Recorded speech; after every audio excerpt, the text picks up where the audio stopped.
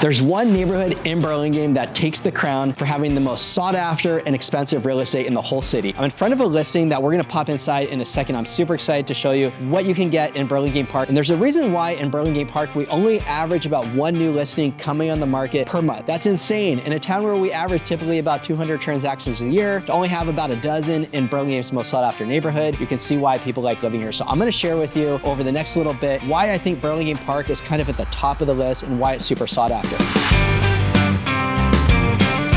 Number one, because of the location. So we're kind of just south of Easton Addition, just west of El Camino. We are just east of Hillsborough and just north of San Mateo Park. Now, because you can walk to downtown Burlingame, that's kind of why a lot of people love it here. So you can be obviously in just west of Burlingame Park in Hillsborough, you can typically get like a half-acre lot there. But in Burlingame Park, you can get some average lot sizes that are much bigger than what's typical in Burlingame. Mostly in the flat neighborhoods in Burlingame, we're gonna be on like a 5,000 or 6,000 square foot lot. But in Burlingame Park, you're gonna see a lot of homes that are like 7, 8, 10,000 square feet. A few years ago, I represented a buyer who bought a home in Burlingame Park on Newlands, which was the most expensive home that ever sold in Burlingame at the time. And that was on a 15,000 foot pancake flat lot. Walking distance to downtown Burlingame is about a 5,500 square foot house with a 900 square foot ADU. So that's a little bit on the bigger side for Burlingame Park, but you are gonna see homes here that are just bigger than most other homes in Burlingame. And part of it is because you get that large lot size. And part of it's just because the proximity to downtown. They knew that when they built Burlingame Park over 100 years ago, that they put some of the largest lots with the best real estate. Even better than Hillsborough, because in Hillsborough, even if you're like 2-3 minutes west of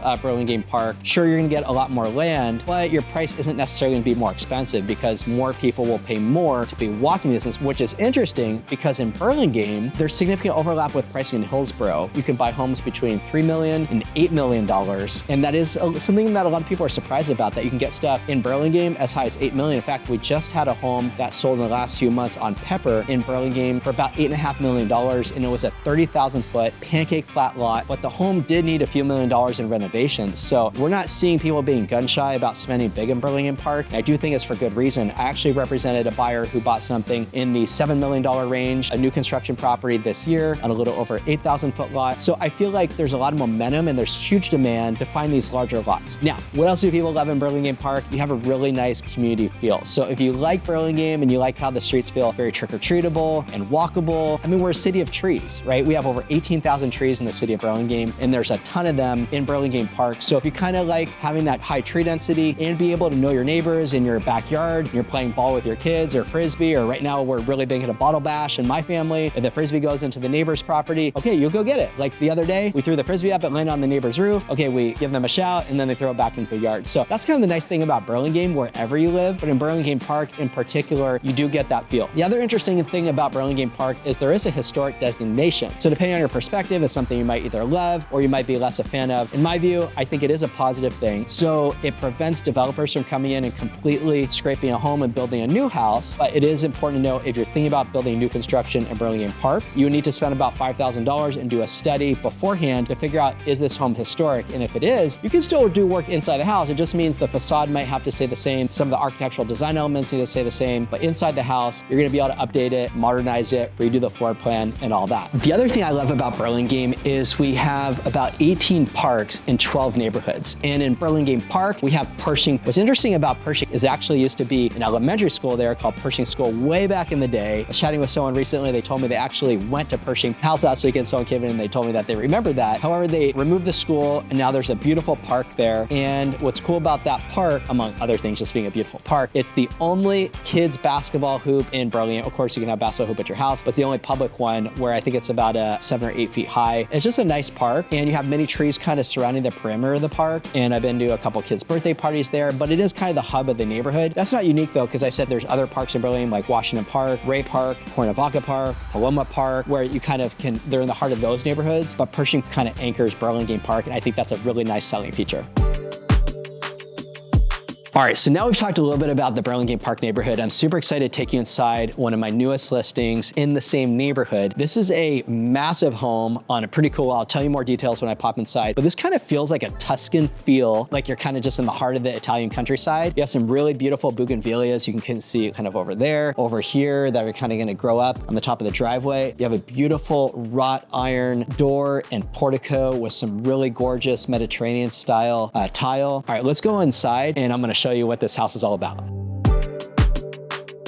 All right, so come on in. This house is fantastic. It's about 3,700 square feet, 4 bedrooms, really spread out. It's a little unusual for Burlingame in a good way. We have some super high ceilings that are, I'm not even sure, like maybe 25, 30 feet tall. And you have this really big great room. This is something that I think a lot of people would like. It's just not as common in Burlingame. The floors were recently redone. It's beautiful. The house is actually built in 1995. So if you're looking for like a new construction home in Burlingame, this is kind of a nice option because it's really hard to get a big lot. This lot is a little over 7,000 square feet. So it's hard to get a lot of that size. It's hard to get this kind of square footage. And so sometimes, I mean, this home is not perfectly new, like some of the features or some of the finishes are perhaps a little bit more dated. But again, that's not a big deal at all. If someone wants to come in here and redo those things on their own, they can. But from everything you can see here, it's in great shape, right? Like I said, you got the high ceilings, you have gorgeous light fixtures from Visual Comfort that were just recently installed. Over here is kind of some flow to the backyard, but we're gonna come out there a little bit later and I'm super pumped to show you this. But let me kind of show you a little bit of the flow over here to the rest of the house because I think that's pretty nice and we don't see that a lot. So first you have this huge formal dining room, but what's nice is you have some really big openings between the kitchen and the family room over here. Just down here, we'll come back to that in a sec. But I like that there's good flow. In Burlingame, it's a little hard sometimes to get a formal dining and a great room feel, but I'm gonna show you that in a sec too because I'm super pumped about that. So in Burlingame Park and just Burlingame in general, for any of the flatter areas, lot size is gonna kind of be about 5,000 to 6,000 square feet. But in Burlingame Park, it has the highest percentage of like oversized lots. So this lot is a little over 7,000 square feet. You do have setbacks over here, which are typically about 5 feet, but because this was built in the 90s, I believe the setback requirement was maybe a little bit different than what it is today, because it's definitely not 5 feet from the house to the fence. So it just allows the house to be a little bit bigger. However, you could say it's a little negative. I mean, you do have a fence there that is pretty close, but I don't think it's a huge deal. You didn't really enjoy this redwood fence, which I think is fine. You could plant all the way along the side and you could put some nice pots and greenery and maybe some fig leaf vines, which I think would look pretty awesome and just kind of brighten it up a little bit. But come on in here, let's take a look at the kitchen. Now, this is not the biggest kitchen you'll see in Burlingame. However, this is still considered, I would say, like 80 to 90 percentile from size because you have a huge island here. You have good quality countertops. You have a beautiful backsplash. We have a wine fridge over here, dishwasher, huge refrigerator, microwave, and oven over here. We have some beautiful cabinetry. It is possible that someone could come in here, they could redo all this and maybe spend $80,000 to $120,000 on a new kitchen. The bones are good. The floor plan's good. You have really good flow from over here to the yard. Let's take a quick look at that. And I can't wait to show you that in a couple minutes, what is going on in the backyard. And then let me just pop you over here. And I'll just mention having a pantry in Burlingame. I know if you're watching this and you're in the Midwest, you're in the East Coast, somewhere else, you're gonna look at say like, why is this dude even talking about a pantry in a house in Burlingame like it's something like even special? But if you know Burlingame, you know that be able to walk into space like this and put your arms out like this is living large.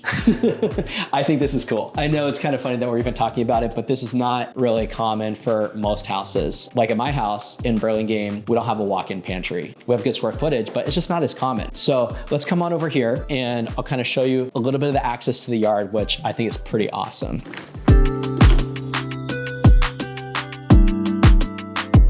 All right, so let me give you a little context from a yard perspective. Most yards in Burlingame are gonna be smaller than this, but in Burlingame Park, this is a lot more common to have something this spacious. Now, the homeowners in the last few years did a major project back here. There actually used to be a swimming pool, and then with permit, it was a big project. They demoed all that, and then they did this like basically insane outdoor kitchen. This is nicer than most outdoor kitchens you're gonna see anywhere else in like Burlingame or Hillsborough. I'd probably call it like 95 percentile. It's kind of over the top. So if you take a look over here, there's actually a TV built in, which is perfect for NFL Sunday, college game day on Saturday. It works in any condition. It's from a brand called Sunbright. They're about $5,000 for these TVs. We have an outdoor fireplace. And then let's kind of take a look over here. This is one of my favorite features of this house. And man, it's kind of like where to start. So even just down to the countertops, I love how the workmanship is very high quality. We have an electric outlet here. We have really beautiful lighting. It's great entertaining. You have a dishwasher here. You have obviously a large sink. And this is so impressive that even down here, there's a tankless hot water heater that's powering the hot water here because it's kind of far from the house. It'd take a while to get that. So you have instant hot right here. You have cutting block here. Over here, we have trash and recycling. And then let's take a look at this. I mean, this is bigger than what you see for most kitchens. Now, if you're thinking about buying a home in Burlingame Park, you might say, hey, this is really cool. I don't need that, and that's fine. But I'm just trying to give you an idea for like something on this lot size, what you could expect to either see family, or if you want to do something like this, maybe this is inspiring. And so that's kind of why I wanted to show you this. So over here,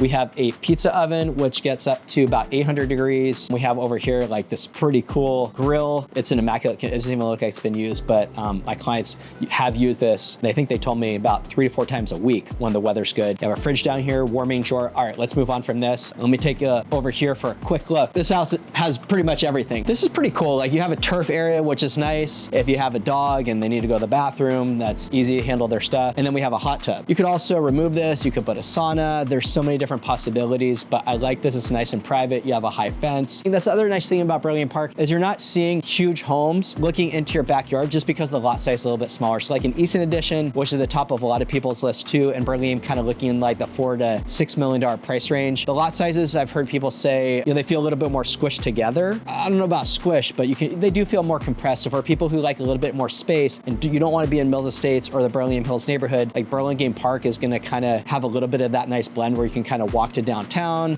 Streets are very trick-or-treatable. They're top of a lot of people's list for these reasons. In fact, price per square foot in Burlingame Park is higher than most of Hillsborough just because it's so sought after, because you can get lot sizes that aren't necessarily as large as Hillsborough, but still pretty close. Okay, so let's go back over here and I'll just show you there's a little storage closet with, of course, another wine fridge. Another thing I'll mention about Burlingame while we're walking is that there's 2 big issues that I see among many when you're buying an older home. We have drainage problems all the time. I see termite issues all the time. So if you notice here, it's kind of hard to see, but like these downspouts, again, maybe almost as exciting as that pantry I showed you earlier, but the downspouts, you can't see at the bottom, but they're tied in. And so then the water, as the rain comes down, it gets pushed out to the street. I'd say probably 90% of homes in Burlingame that have like a stucco exterior, the water just kind of lets out down there, and then it can get back into the wood behind the stucco, and then the subterranean termites can kind of come up. You could have dry rot issues, termite issues. So this is kind of nice that it's all tied in. So let's go back inside. And like I was talking about, I love this great room feel. So for families, this is very sought after because you can kind of have a TV up here. Obviously right now we have it staged, but I could envision like a TV going kind of up on that wall. You could also have a TV over there too. Let's come on down here. The other nice thing about this house, and when you're buying a home at this price point, there's usually going to be a ground floor bedroom. So come on inside here, and this is perfect. We have a ground floor bedroom. We have a full ensuite bath all the way in the back here with a shower over a tub. And I love this room, just gets so much light. Again, we have the beautiful hardwood floors in here. We have nice baseboards. It's just a nice feel. This could also be used as an office. So with work from home, this would be the spot to put a desk here. This type of floor plan gives you a lot of flex space. I'm going to take you down this hallway in a second, but first let's go on upstairs and I'm going to show you the rest of this awesome house. So let's kind of pop up here.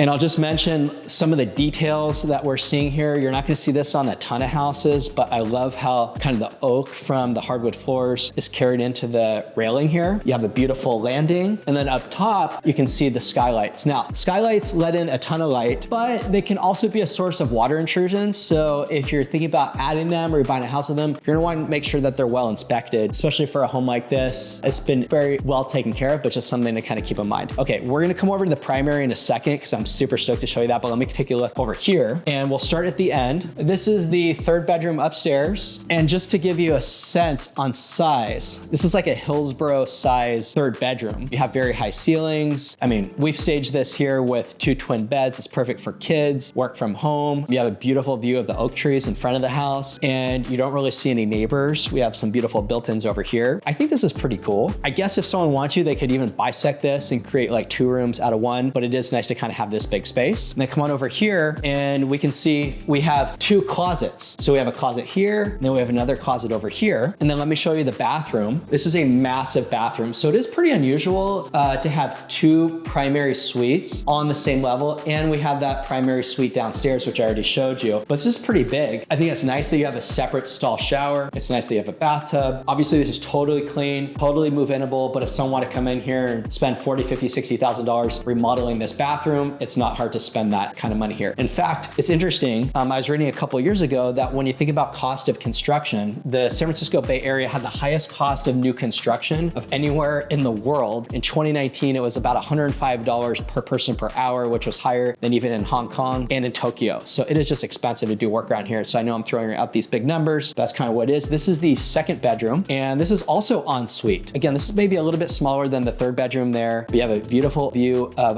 the podocarpus trees ceilings here. I really like those. They're nice and tall. They're very mature. And then you can see over here, we have another full bath.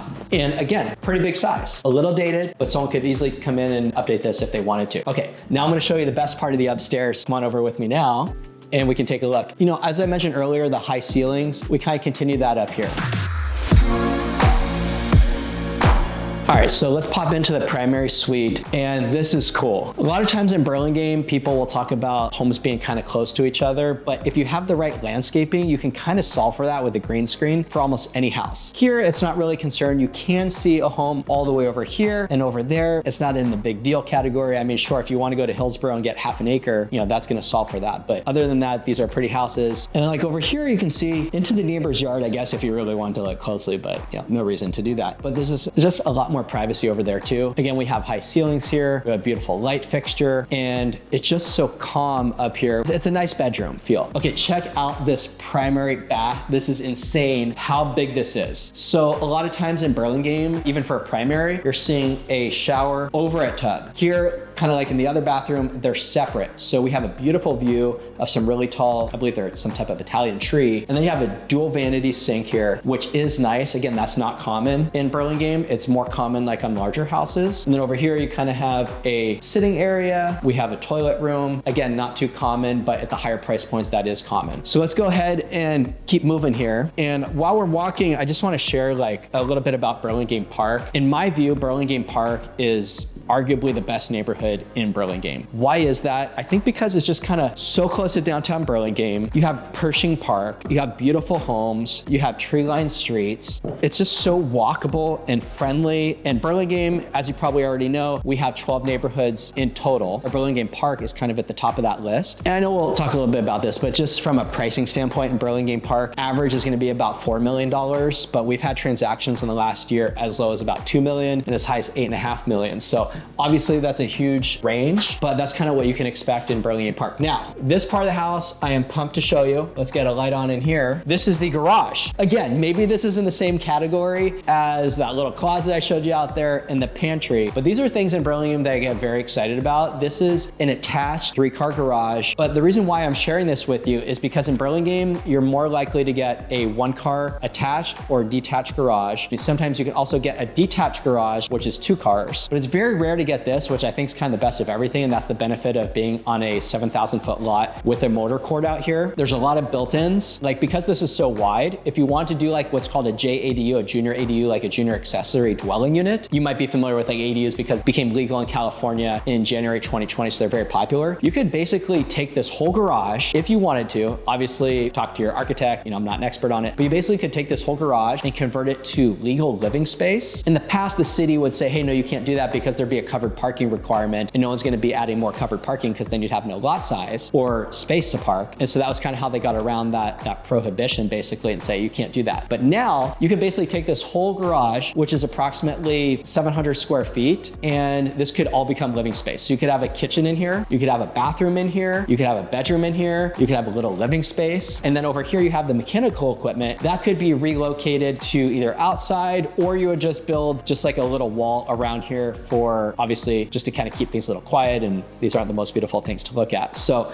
I just figured that's worth mentioning. I also like how there's like massive amounts of built-ins on the outside. And let's just take a look at this slab. Again, this is in the not exciting category, but it's something I get excited about. So if you can, let's take a look down here. The reason why I'm showing this to you, I mean, you can see that there's some different marks and whatever because the owners park their vehicles here, which is fine. But a lot of times in Burlingame, you could expect to see some like hairline cracks or more significant cracks. But the benefit of buying like a newer house is they're going to put rebar in here. A lot of older houses, they didn't put rebar in the garage slab. And so sometimes like they get out of even. It doesn't necessarily indicate like a massive structural concern because it's just the garage. But in this case, it is important because you do have house above it that is all built really tight.